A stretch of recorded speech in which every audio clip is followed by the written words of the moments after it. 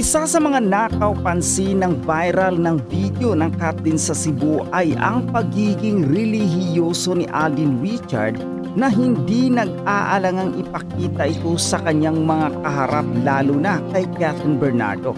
Mapapanood sa video na sabay kumain ang Kathleen at bago pa sila kumuha ng kani-kanilang mga kakainin, nagdasal muna si Alden sa harap habang tahimik naman si Kathleen. Matapos mag-cross at sakalang kumuha ang dalawang bida sa Hello Love Again ng pagkain sa lamesa. Marami ang bumilib sa pagiging makadiyos ni Alden kahit kilala naman ito ng lahat ng kanyang fans ang matibay na pananampalataya nito sa kanyang pananalig.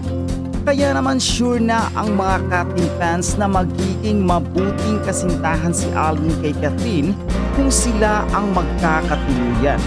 Abangers nga ang mga fans sa isa pang hihintayin na video na pagsubo ni Alden kay Kathleen o di kaya ay ang paglalagay nito ng pagkain sa plato ng aktres.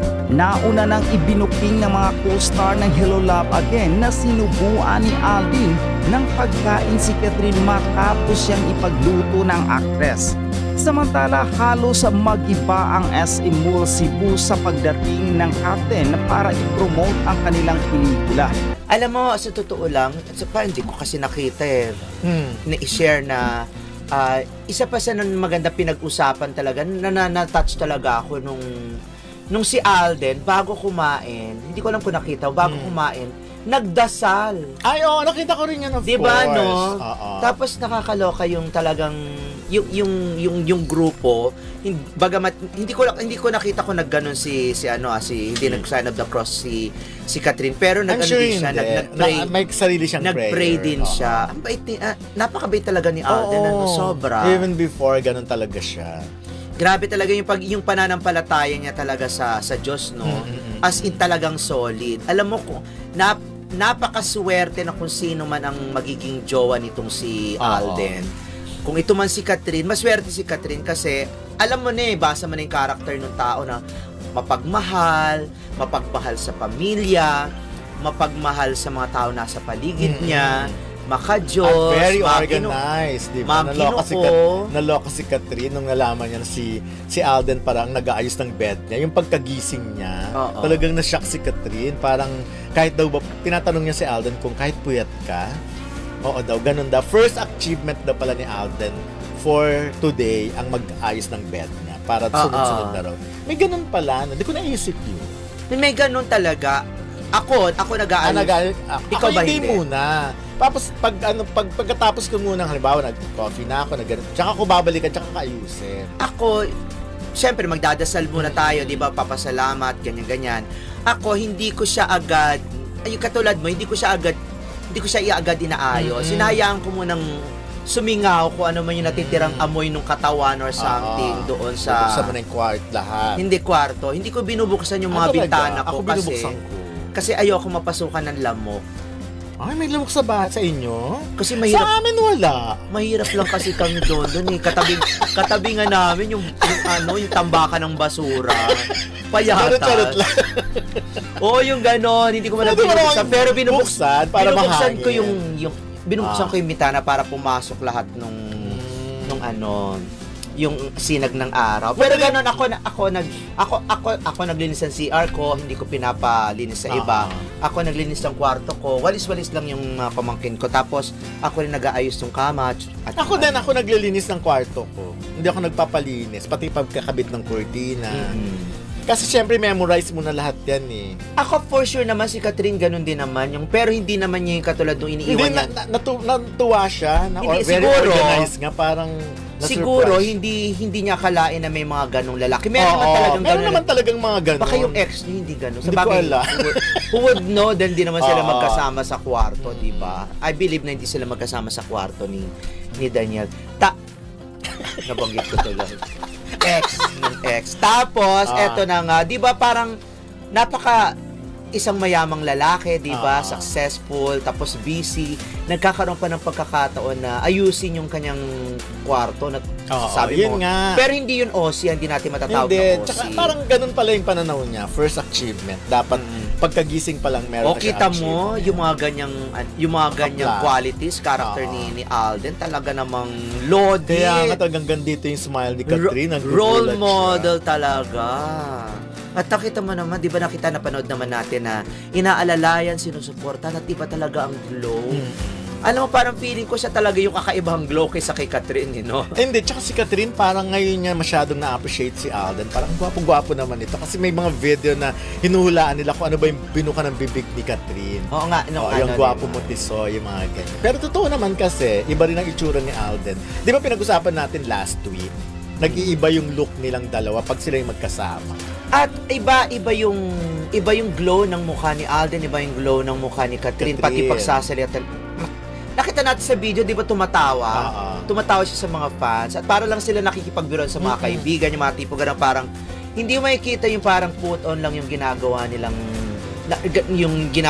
rapport, kung ano man yung meron talagang siguro friendship, and meron na sila rin friendship, tiwala, trust, at pagmamahal.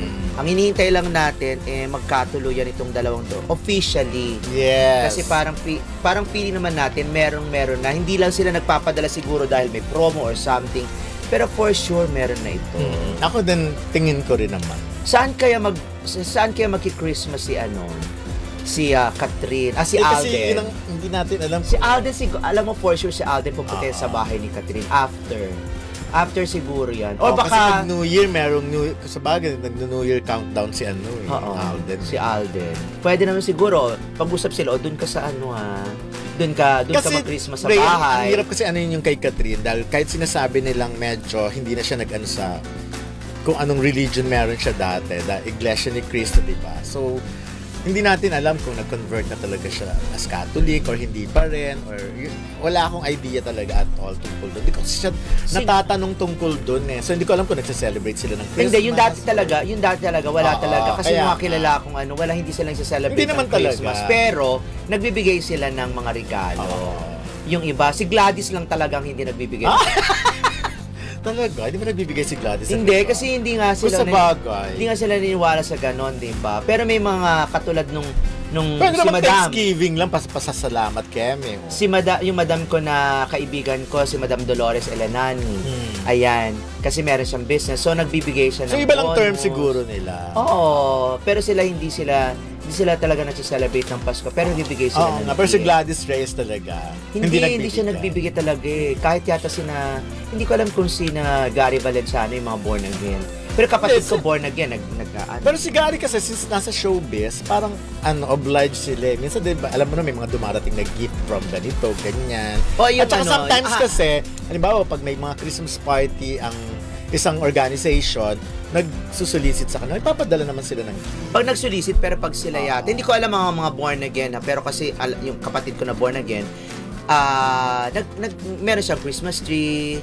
Kasi Catholic pa rin naman dalawa. Parang nandoon pa rin naman sa kanya yung pusong Katoliko. Mahirap talaga pag-usapan yung tungkol. Oo nga, pero siguro kung hindi naman nagse-celebrate si Catherine ng Christmas, hindi natin alam baka ngayon dahil kasi alam naman natin sinasabi ng mga fans na hindi. Malalaman naman natin yan kung halimbawa yung bahay ni Catherine may mga Christmas tree na, Christmas lights. May mga, kasi kita mo naman si Kim Cho kung gaano kalaki ang Christmas tree sa bahay. At siya mismo ang naglalag. Pag-usapan natin mamaya. Pero ito muna, dako muna tayo sa pwede mangyaring ganito Parang bigyan lang natin sila ng senaryo. Pwedeng mangyari na si Catherine baka dun siya mag-Christmas kung hindi man sila mag-celebrate ng mag-Christmas kay Alden. Pwede din. At pwede rin namang mag-countdown yung dalawang pamilya. Alam mo, maganda siguro pumunta na lang sila sa isang hotel at doon na lang sila mag-countdown. Ang pamilya Richard, Fulkerson at saka ang pamilyang Bernardo. Wow. Tapos, di ba? Parang Bernardo Fulkerson loop siya.